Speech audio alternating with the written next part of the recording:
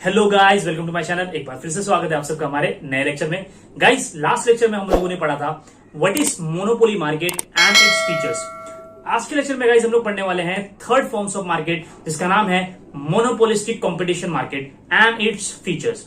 इसको monopolistically competitive market भी बोलते हैं। ओके गाइस, एक और इंपॉर्टेंट इन्फॉर्मेशन देना चाहता हूं गाइस। मैंने एक वीडियो बनाया है how to earn 50 to 10 rupees in 5 minutes. Okay, तो गाइस एक धनी एप्लीकेशन है, उससे आप इजीली जो है वो 5 मिनट में 50 रुपीज से 100 रुपीज अर्न कर सकते हो। उसका गाइस मैंने वीडियो बनाया है और उसका लिंक जो है वो डिस्क्रिप्शन में दे दिया है। ओके, वहां से आपको पता चलेगा कि धनी ऐप को कैसे एक्टिवेट करना है और आप कैसे जो है इजीली अर्न कर सकते हो। ओके, जेन्युइन ऐप है गाइस, इसलिए मैंने सोचा कि इसके बारे में आपको बता दूं। तो गाइस इस वीडियो के डिस्क्रिप्शन में उसका लिंक आपको मिल जाएगा। ओके, तो आज के लेक्चर को हम लोग शुरू करते हैं।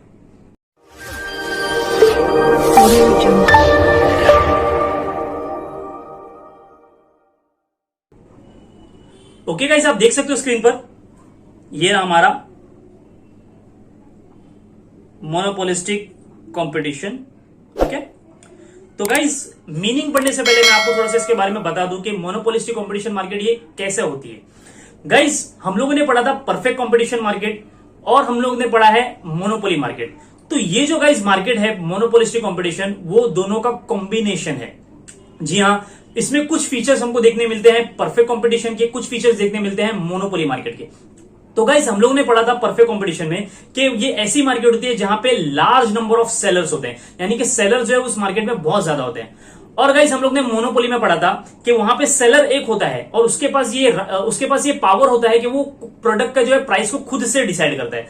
तो गाइस ये जो दो फीचर्स है कि प्राइस को खुद से डिसाइड करना और सेलर्स का जो है वो लार्ज क्वांटिटी में होना, ये जो दोनों फीचर है गाइस वो हमको इस मार्केट में देखने को मिलते हैं। यानी कि एक ऐसी मार्केट होती है गाइस जहां पे सेलर्स बहुत सारे होते हैं। ओके, और यहां पे जो सेलर्स होते हैं गाइस वो खुद से अपने प्रोडक्ट का प्राइस डिसाइड करते हैं। परफेक्ट कंपटीशन में ऐसा नहीं था, वहां पे जो है प्रोडक्ट का प्राइस सेलर्स खुद से डिसाइड नहीं करते, वहां पे डिमांड एंड सप्लाई से डिसाइड होता था। लेकिन यहां पे गाइस मोनोपोलिस्टिक कंपटीशन में मार्केट में ऐसा होता है कि जितने भी सेलर्स होते हैं वो अपने अपने प्रोडक्ट्स के जो प्राइस को जो खुद से डिसाइड करते हैं। और एक यूनिक फीचर गाइस यहां पे ये है परफेक्ट कंपटीशन से अलग, कि यहां पे जो गाइस प्रोडक्ट होते हैं हर सेलर के, वो एक दूसरे से डिफरेंशिएटेड होते हैं। यानी कि एक सेलर जो है वो कुछ और प्रोडक्ट बेच रहा होता है, दूसरा सेलर जो है कुछ और प्रोडक्ट को सेल कर रहा होता है। ओके, और गाइस यहां पे जो है हर सेलर जो है वो अपने प्रोडक्ट का, अपने ब्रांड का जो है वो प्रमोशन करता है ताकि उसका जो है सेल्स इंक्रीज हो। ओके, तो यहाँ पे ये जो मार्केट है गाइस बहुत ज्यादा रियलिस्टिक होती है।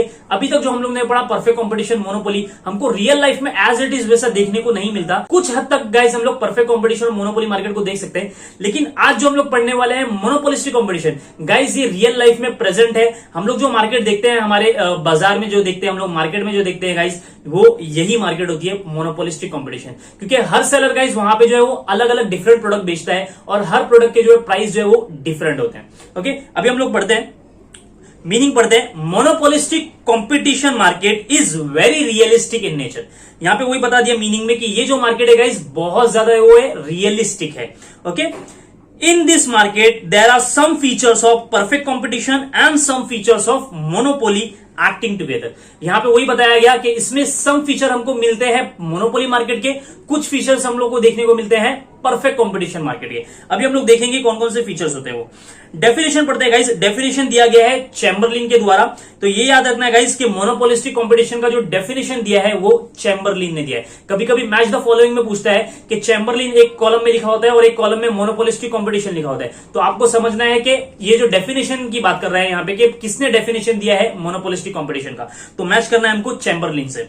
ओके, तो चैम्बरलिन ने क्या डेफिनेशन दिया है? Monopolistic competition refers to the competition among the large number of sellers producing close but not perfect substitutes। यहां पे बताया गया गाइस कि मोनोपोलिस्टिक कंपटीशन एक ऐसी मार्केट होती है जहां पे कंपटीशन होता है among the large number of sellers. यानी कि ऐसी मार्केट जहां पे लार्ज नंबर ऑफ सेलर्स होते हैं और वो एक दूसरे के साथ जो है क्या करते हैं, कंपटीशन करते हैं। ओके, यानी कि प्रोडक्ट बेचने में कंपटीशन करते हैं। और वो प्रोड्यूस कैसा करते हैं? Producing close but not perfect substitutes. और यहां पे जो गाइस प्रोडक्ट्स हमको देखने को मिलते हैं इस मार्केट में वो क्लोज सब्स्टिट्यूट्स होते हैं। यानी कि एक सेलर है वो कोका कोला बेच रहा है, ओके, और दूसरे उसके बाजू में उसकी दुकान है और दूसरी जो शॉप है गाइस उसके बाजू में वो पेप्सी बेच रहा है। ओके, तो ये जो दोनों प्रोडक्ट्स है गाइस वो दोनों डिफरेंट प्रोडक्ट है, लेकिन क्या है, क्लोज सब्स्टिट्यूट्स है। ओके, अगर कोका कोला का स्टॉक खत्म हो गया तो मैं पेप्सी खरीद सकता हूं। तो यहां पे हम लोग देख सकते हैं कि प्रोडक्ट तो डिफरेंट है, लेकिन जो है वो एक दूसरे में कैसे होते हैं, क्लोज सब्स्टिट्यूट्स होते हैं, लेकिन परफेक्ट सब्स्टिट्यूट्स हम लोग इसको नहीं बोल सकते। ओके, क्योंकि थोड़ा सा उसमें जो है हमको डिफरेंस देखने को मिलता है। Okay, it means all the sellers sales different product. इसका मतलब क्या हुआ कि सारे जो सेलर्स होते हैं वो डिफरेंट प्रोडक्ट को सेल करते हैं। ये जो फीचर है गाइस वो हमको परफेक्ट कंपटीशन में देखने को नहीं मिलता, क्योंकि वहां पे होमोजीनियस प्रोडक्ट सेल किया जाता है। परफेक्ट कंपटीशन में हम लोग ने पढ़ा था जितने भी सेलर्स होते हैं वो एक नेचर के, सेम नेचर के जो है वो प्रोडक्ट को बेचते हैं। ओके, तो यहां पे कौन सा फीचर मिलता है गाइस परफेक्ट कंपटीशन का, कि सेलर जो है वो लार्ज नंबर्स में है, सेलर जो है बहुत ज्यादा क्वांटिटी में यहां पे होते हैं। और मोनोपोली का कौन सा फीचर गाइस यहां पे मिल रहा है, कि जो प्रोडक्ट्स होते हैं गाइस उनके प्राइसेस डिफरेंट होते हैं। यानी कि सेलर जो है, हर सेलर को वो राइट होता है कि वो अपने प्रोडक्ट का खुद से प्राइस को वो डिसाइड करता है। यानी कि सेलर जो होता है वो यहाँ पे प्राइस मेकर होता है। ओके, ये मोनोपोली का फीचर होता है। ओके, एग्जांपल देखते हैं गाइस हम लोग। FMCG products, durable products like Parle G, 50-50, good day, Pepsi cola, Sony, Samsung. तो गाइस यहां पे बताया गया मोनोपोलिस्टिक कंपटीशन को हम लोग रियल लाइफ में देख सकते हैं। जैसे अगर हम लोग मार्केट में विजिट करेंगे तो हमको वहां पे कुछ ड्यूरेबल प्रोडक्ट्स भी देखने को मिलते हैं, कुछ एफएमसीजी प्रोडक्ट भी मिलते हैं, यानी कि फास्ट मूविंग कंज्यूमर गुड्स। ऐसे प्रोडक्ट्स जो गाइस खाने पीने के आइटम्स होते हैं वो भी गाइस हम लोग को मार्केट में देखने को मिलते हैं। तो सारे जो प्रोडक्ट्स होते हैं उसमें अलग अलग डिफरेंट ब्रांड है। ओके, बिस्किट्स के हम लोग देख सकते हैं अलग अलग ब्रांड है, गुड डे है, 50-50 है। तो ये क्या है गाइस, अलग अलग प्रोडक्ट्स हैं, डिफरेंट प्रोडक्ट्स हैं, लेकिन जो है वो थोड़ा सा क्लोज सब्स्टिट्यूट्स होते हैं, एक दूसरे के जो है वो मिलते जुलते प्रोडक्ट्स होते हैं। ओके, यानी कि ये ऐसी मार्केट है जहां पे जो है वो अलग अलग डिफरेंट प्रोडक्ट बेचे जाते हैं। कोई ड्यूरेबल प्रोडक्ट बेच रहा है, कोई जो है वो एफएमसीजी प्रोडक्ट को बेच रहा है। ड्यूरेबल प्रोडक्ट्स यानी कि जो लॉन्ग टर्म के लिए जो है हमारे पास होते हैं। ओके, लॉन्ग टाइम के लिए हमारे पास होते हैं। जैसे यहां पे बताया गया सोनी एंड सैमसंग के प्रोडक्ट्स, सोनी की टीवी होती है, सैमसंग के मोबाइल फोन्स होते हैं। ओके, तो यहां पे भी जो हम लोग को बहुत सारी वैरायटी देखने को मिलती है। तो ऐसी मार्केट को गाइस हम लोग बोलते हैं मोनोपोलिस्टिक कॉम्पिटिशन मार्केट। ओके, अभी आगे बढ़ते हैं, हम लोग इसके फीचर्स देखते हैं। Features of monopolistically competitive market. तो गाइस आप देख सकते हो यहाँ पे फीचर्स पॉइंट नंबर 1 से लेके 7 तक फीचर दिए हुए हैं। ओके, वन बाय वन देखते हैं। Large number of sellers and buyer, यहाँ पे जो है large number of buyer and seller होते हैं। Product differentiation, market power and free entry and exits. यहाँ पे मार्केट पावर भी है और दूसरा पॉइंट क्या है, free entry and exits. Selling cost है, क्लोज सब्स्टिट्यूट्स है, lack of market knowledge and less mobility. Last में है relatively elastic demand and downward demand curve. Okay, अभी हम लोग गाइस इसको वन बाय वन जो है वो अच्छे से डिस्कस करेंगे कि ये फीचर्स क्या है। ओके, आपको ये जो है इस पॉइंट को ध्यान से देखना है, क्योंकि आपको क्वेश्चन ऐसा पूछता है एग्जाम में कि कुछ फीचर्स दे देगा और उसमें से कुछ फीचर्स जो है किसी और मार्केट का डाल देगा, और आपको पूछेगा कि बताना है इसमें से कौन कौन से फीचर जो है वो मोनोपोलिस्टिक कॉम्पिटिशन के हैं। ओके, तो गाइस ये फीचर को याद रखना है। अभी हम लोग पढ़ते हैं features of monopolistic competition detail में। तो गाइस सबसे पहला फीचर है large number of sellers and buyer. Okay, there are large number of buyers and sellers in this market but less than perfect competition। यहां पे बताया कि यहां पे सेलर्स जो होते हैं और जो बायर्स होते हैं वो लार्ज नंबर्स में होते हैं, यानी कि बहुत सारे होते हैं, लेकिन परफेक्ट कंपटीशन के कंपैरिजन में थोड़े से कम होते हैं। ओके, यानी कि परफेक्ट कंपटीशन जैसे लार्ज होते हैं, लेकिन as compare to perfect competition थोड़े से जो है वो कम होते हैं। ओके, यानी कि परफेक्ट कंपटीशन में जो है सेलर इससे भी ज्यादा होते हैं।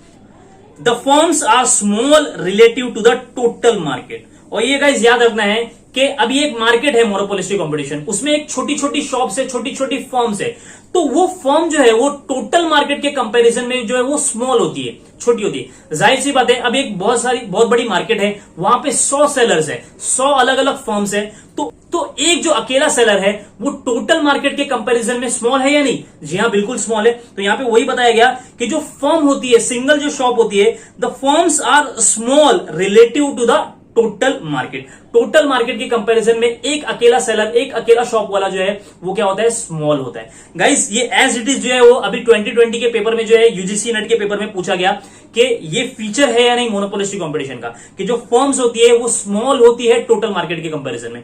ओके, तो गाइस यहां पे हमने नोट्स में भी अपने मेंशन किया हुआ है पहले से। अभी गाइस सेकंड जो पॉइंट है वो है प्रोडक्ट डिफरेंशिएशन, ये जो गाइस बहुत ज्यादा इंपॉर्टेंट फीचर है, यही यूनिक फीचर है मोनोपोलिस्टिक कंपटीशन का, क्योंकि प्रोडक्ट डिफरेंशिएशन ना ही हम लोगों ने मोनोपोली में पढ़ा, ना ही हम लोगों ने परफेक्ट कंपटीशन में पढ़ा। ये जो है नया फीचर है जिसमें जो हम लोग देख सकते हैं सिर्फ मोनोपोलिस्टिक कंपटीशन में, कि यहां पे जो प्रोडक्ट होते हैं गाइस वो हर सेलर के डिफरेंट होते हैं। ओके, क्लोज सब्स्टिट्यूट्स होते हैं, मिलते जुलते होते हैं, लेकिन अलग अलग ब्रांड्स होते हैं, सबके अलग अलग जो है वो नाम के प्रोडक्ट्स होते हैं। Okay, in this market there are many firms producing a particular product. Both the product of the each firm is some way differentiated from the product of every other firm in the market. यहां पे पता है जितने भी seller होते हैं वो अपने अलग अलग प्रोडक्ट को प्रोड्यूस करता है और अलग अलग प्रोडक्ट को बेचता है। ओके, और वो जो प्रोडक्ट है वो कहीं ना कहीं किसी तरह जो है वो सम वे जो वो डिफरेंट होते हैं किसी दूसरे सेलर से। ओके, या तो पैकेजिंग में डिफरेंस होगा, या तो क्वालिटी में डिफरेंस होगा, ओके, या तो जो है प्रोडक्ट के नेचर में डिफरेंस होगा, कहीं ना कहीं जो हम लोग को डिफरेंस देखने को मिलता है। This is known as product differentiation, इसी को हम लोग बोलते हैं प्रोडक्ट डिफरेंशिएशन। प्रोडक्ट डिफरेंशिएशन में be in the brand name, trademark, package, quality, cover, design, colour. तो यहां पे बताया गया इसके डिफरेंशिएशन हम लोग किस किस चीजों में देख सकते हैं, ब्रांड में देख सकते हैं, यानी कि एक सेलर का जो है ब्रांड का नाम कुछ और है, दूसरे सेलर का ब्रांड का नाम कुछ और है।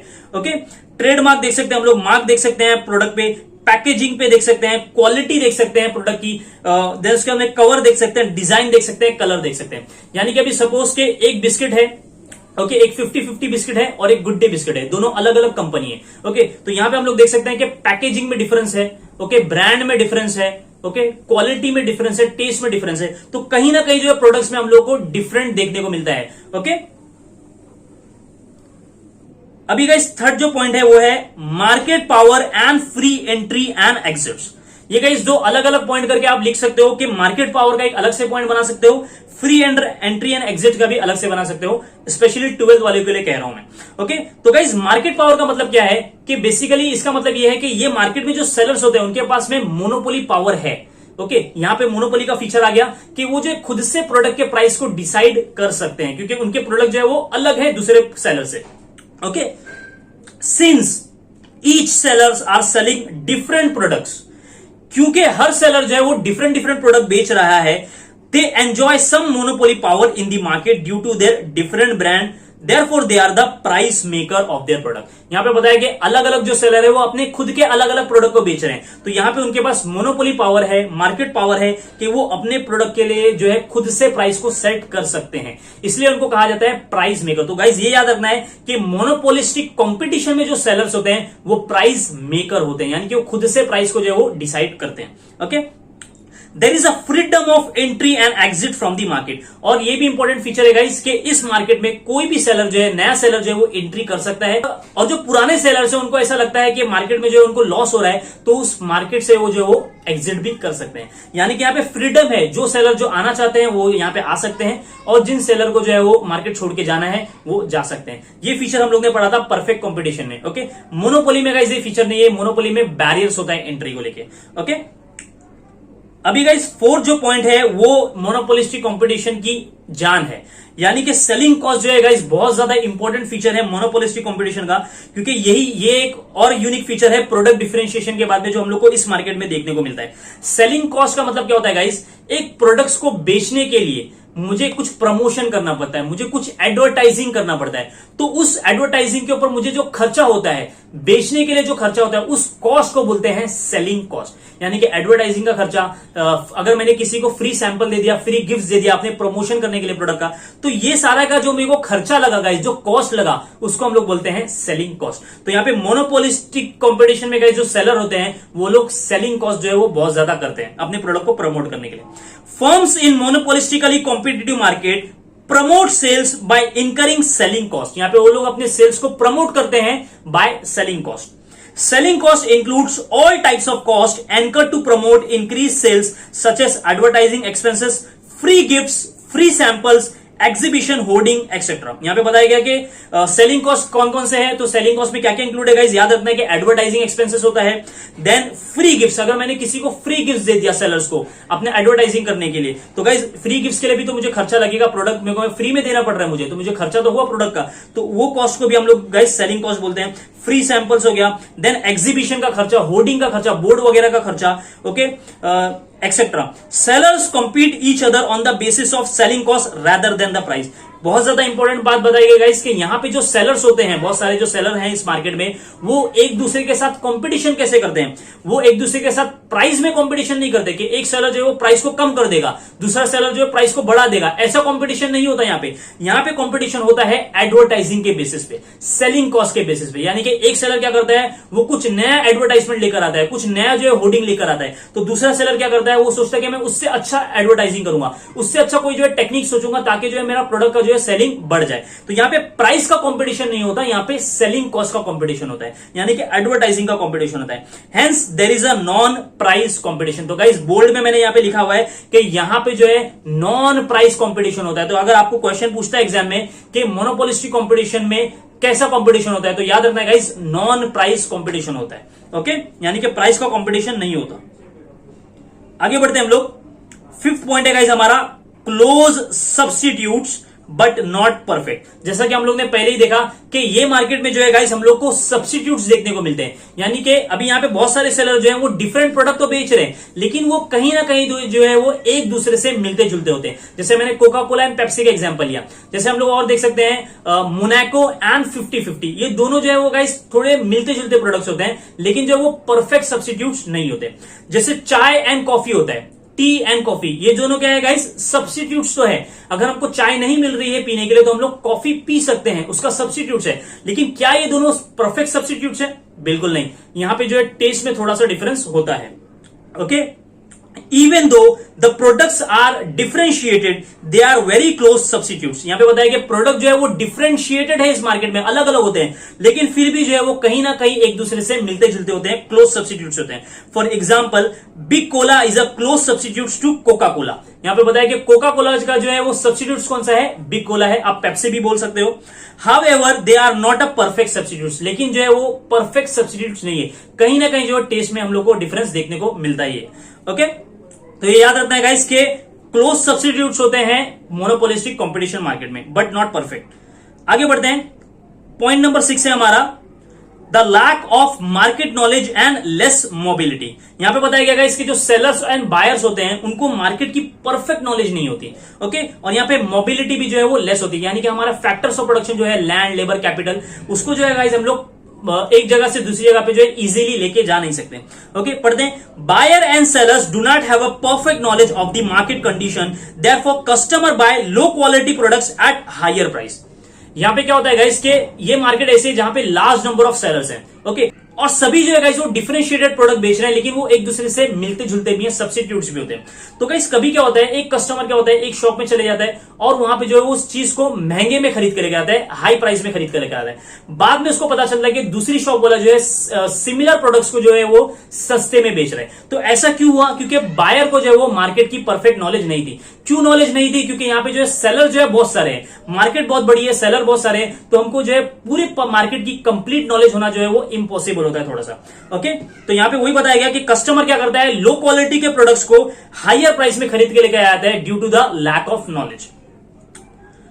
Under the monopolistic competition, both the factors of production as well as goods and services are not perfectly mobile। और यहाँ पे जो गाइस जो goods and services होते हैं वो perfectly mobile नहीं होते, यानी कि हमको एक जगह से दूसरी जगह पे जो हम लोग उसको easily ट्रांसफर नहीं कर सकते। लेकिन गाइस अगर हम लोग परफेक्ट कंपटीशन देखते हैं तो वहां पे जो है ये फीचर था कि वहां पे परफेक्ट मोबिलिटी होती है, यानी कि यहाँ पे हम लोग को जो फैक्टर्स ऑफ प्रोडक्शन को एक जगह से दूसरी जगह लेके आना है तो वहां पे हमको कोई दिक्कत नहीं होती, हम लोग इजीली ट्रांसफर कर सकते हैं। ओके, तो लेकिन यहाँ पे जो है वो पूरा अपोजिट है कि मोनोपोलिस्टिक कंपटीशन में मोबिलिटी जो है वो नहीं होती है फैक्टर्स ऑफ प्रोडक्शन के लिए। लास्ट जो गाइस हमारा पॉइंट है वो है relatively elastic demand and downward demand curve. Guys अभी हम लोग ने मोनोपोली में भी देखा, मोनोपोलिस्ट परफेक्ट कंपटीशन में भी देखा कि डिमांड कर्व कैसा होता है। परफेक्ट कंपटीशन में हम लोग ने देखा कि डिमांड कर्व जो है वो हॉरिजॉन्टल होता है, ऐसा होता है। ओके, और हम लोगों ने मोनोपोली में देखा जो डिमांड कर्व होता है वो डाउनवर्ड स्लोप होता है और वो क्या होता है, रिलेटिवली इन इलास्टिक होता है गाइस। लेकिन यहां पे जो है वो डिमांड कैसा होता है कि रिलेटिवली इलास्टिक होता है। अब ये रिलेटिवली इलास्टिक डिमांड किसको कहते हैं? इसका मतलब ये होता है गाइस कि अगर मैं प्राइस में 10% चेंज कर दूं, यानी कि अगर मैं 10% प्राइस को रिड्यूस कर दूं, तो जो डिमांड में जो गाइस चेंजेस आता है वो प्राइस के चेंजेस से कई गुना ज्यादा आता है। यानी कि अगर मैं प्राइस में 10% चेंज कर दूंगा तो मेरा डिमांड जो है वो 20% से बढ़ जाता है, यानी कि लोग जो है वो बहुत ज्यादा खरीदना चालू कर देते हैं अगर प्राइस थोड़ा सा भी जो है वो कम हो जाता है। तो गाइज जैसे ड्यूरेबल प्रोडक्ट्स होते हैं, जैसे ज्वेलरी है, देन मोबाइल फोन है, कार है, तो ये सब के प्रोडक्ट्स के जो है गाइज अगर प्राइस थोड़े से कम हो जाते हैं तो इनका डिमांड जो है वो डबल जो है वो इंक्रीज हो जाता है। तो हम लोग रियल लाइफ में भी देख सकते हैं रिलेटिवली इलास्टिक डिमांड को, क्योंकि गाइस मोनोपोलिस्टिक कंपटीशन मार्केट ही ऐसी है जहां पे ड्यूरेबल प्रोडक्ट्स बेचे जाते हैं, ओके, पर्टिकुलर जो है खास प्रोडक्ट बेचे जाते हैं। तो गाइस जैसे ज्वेलरी हो गया, देन कार हो गया, मोबाइल फोन्स हो गए, तो इनके प्राइस अगर कम हो जाते हैं तो इसका जो डिमांड जो है गाइस वो डबल इंक्रीज हो जाता है। ओके, अभी हम लोग पढ़ते हैं, in monopolistically competitive market the demand for the product is relatively elastic, इसको मोर इलास्टिक भी बोलते हैं हम लोग, greater than one. It means change in the price bring greater change in the quantity demand, यानी कि प्राइस में जो है जो चेंजेस होता है उसके बाद में जो है गाइस डिमांड में ग्रेटर चेंज होता है, यानी कि प्राइस के कंपैरिजन में डिमांड जो है वो ज्यादा बढ़ता है। Okay, therefore demand curve slopes downward from the left to right negative slope, और इससे क्या होता है गाइस कि डिमांड जो है वो डाउनवर्ड स्लोप ही हम लोगों को देखने को मिलता है। ओके, आप स्क्रीन पे देख सकते हो कि एक्स एक्सिस पे हम लोग ने प्लॉट किया है क्वांटिटी डिमांड को और वाई एक्सिस पे हम लोग ने प्लॉट किया है प्राइस को। तो गाइस आप देख सकते हो जैसे ही प्राइस जो है वो 10% फॉल हुआ, रिड्यूस हुआ, तो हमारा क्वांटिटी डिमांड जो है गाइस वो शिफ्ट हो गया Q1 से Q2 की तरफ में, यानी कि जो हमारा क्वांटिटी डिमांड है वो 20% से बढ़ गया। ओके, यानी कि प्राइस में 10% डिक्रीज हुआ तो हमारा क्वांटिटी डिमांड जो है वो डबल परसेंटेज में जो है वो बढ़ गया। ओके, तो गाइस और जो डिमांड कर्व देख सकते हो आप वो कैसा है, डाउनवर्ड स्लोप है, यानी कि मोनोपोलिस्टिक कंपटीशन में डिमांड कर्व जो होता है वो नीचे की तरफ जाता है, डाउनवर्ड स्लोप होता है। ये आपको जो क्वेश्चन भी पूछ सकते हैं। अभी गाइस नीचे एक नोट लिखा हुआ है, access capacity found in monopolistic competition. Guys अब ये एक्सेस कैपेसिटी क्या है कि एक्सेस कैपेसिटी हमको देखने को मिलती है मोनोपोलिस्टिक कंपटीशन में। तो गाइस एक बार ये क्वेश्चन भी पूछा जा चुका है एग्जाम में, सेट के महाराष्ट्र सेट में पूछा गया था कि एक्सेस कैपेसिटी हम लोगों को कौन से मार्केट में देखने को मिलती है। तो गाइस याद रखना है कि एक्सेस कैपेसिटी हमको मोनोपोलिस्टिक कंपटीशन में देखने को मिलती है। अब ये एक्सेस कैपेसिटी क्या होता है, एक्सेस कैपेसिटी का मतलब क्या है गाइस कि मेरे पास रिसोर्सेज बहुत सारे होते हैं, मेरे पास रॉ मटेरियल्स, लेबर्स, रिसोर्सेज बहुत सारे, लेकिन फिर भी गाइज अगर मैं उसका प्रॉपरली यूटिलाइज नहीं करता हूं और मैं क्या करता हूं, अंडर प्रोडक्शन करता हूं, कम प्रोडक्शन करता हूं, तो इसका मतलब क्या है कि मेरे पास एक्सेस कैपेसिटी प्रेजेंट है, मैं चाहूं तो और प्रोडक्शन कर सकता हूं क्योंकि मेरे पास रिसोर्सेज जो है वो एक्सेस में अवेलेबल है, एक्स्ट्रा क्वांटिटी में मेरे पास अवेलेबल है। तो गाइज मोनोपोलिस्टिक कंपटीशन मार्केट ऐसी होती है जहां पे सेलर्स कभी कभार क्या कर देते हैं, अंडर यूटिलाइजेशन करते हैं अपने रिसोर्सेज का और उनके पास जो है वो एक्सेस कैपेसिटी मौजूद होती है, यानी कि वो और ज्यादा प्रोडक्शन जो है वो कर सकते हैं। मैंने यहां पे कुछ लिखा आप लोगों के लिए, ऊपर चला गया ये, यहां पे आप देख सकते हो कि excess capacity when the firm produces below its minimum efficient scale, when the firm produces below its minimum efficient scale it is under utilizing its available resources. जब जो है फर्म अपने रिसोर्सेज को बराबर से यूटिलाइज नहीं करता तो यानी कि वो क्या कर रहा है, अंडर यूटिलाइज कर रहा है अपने रिसोर्सेज को, यानी कि जो अपने रिसोर्सेज को वो जो है इफिशिएंटली यूज नहीं कर रहा है प्रोडक्शन के लिए। In this situation the firm is said to have excess capacity. तो इस सिचुएशन में हम लोग बोल सकते हैं कि फर्म के पास में, सेलर के पास में जो है वो एक्सेस कैपेसिटी यानी कि एक्सेस रिसोर्सेज जो है वो प्रेजेंट है। It can easily increase its production, और वो अपने प्रोडक्शन को क्या कर सकता है, उस एक्सेस कैपेसिटी का यूज करके, एक्सेस प्रोडक्शन का यूज करके, एक्सेस रिसोर्सेज का यूज करके जो वो अपने प्रोडक्शन को भी बढ़ा सकता है। It is mainly found in monopolistic competition market, और ये जो गाइज मेनली हमको मोनोपोलिस्टिक कंपटीशन मार्केट में ही देखने को मिलता है। ओके, तो ये गाइज याद रखना है कि एक्सेस कैपेसिटी का मतलब क्या है कि फर्म ने क्या किया, अपने रिसोर्सेज को प्रॉपरली यूटिलाइज नहीं किया, जिसकी वजह से जो है गाइज अंडर यूटिलाइजेशन हो गया, जिसकी वजह से गाइस अंडर प्रोडक्शन हो गया। ओके, और लेकिन फिर भी हमारे पास ये ऑप्शन है कि हम लोग जो अपने एक्सेस रिसोर्सेज को यूज करके जो है प्रोडक्शन को इंक्रीज कर सकते हैं। तो ये एक्सेस कैपेसिटी हमको देखने को मिलती है ज्यादातर मोनोपोलिस्टिक कंपटीशन मार्केट में। ओके, तो गाइज ये था हमारा मोनोपोलिस्टिक कंपटीशन। ओके, तो आज के लेक्चर को हम लोग यहीं पे एंड करते हैं। होप के गाइज आपको लेक्चर अच्छा लगा होगा। ओके गाइज, मिलते हैं हमारे नए लेक्चर में। ओके, अगर आपको मेरा लेक्चर अच्छा लगता है तो प्लीज इसको लाइक करिए, दोस्तों में शेयर करिए और चैनल पे नए तो सब्सक्राइब करिए। ओके, तो मिलते हैं हमारे नए लेक्चर में, जब तक के लिए गुड बाय, टेक केयर।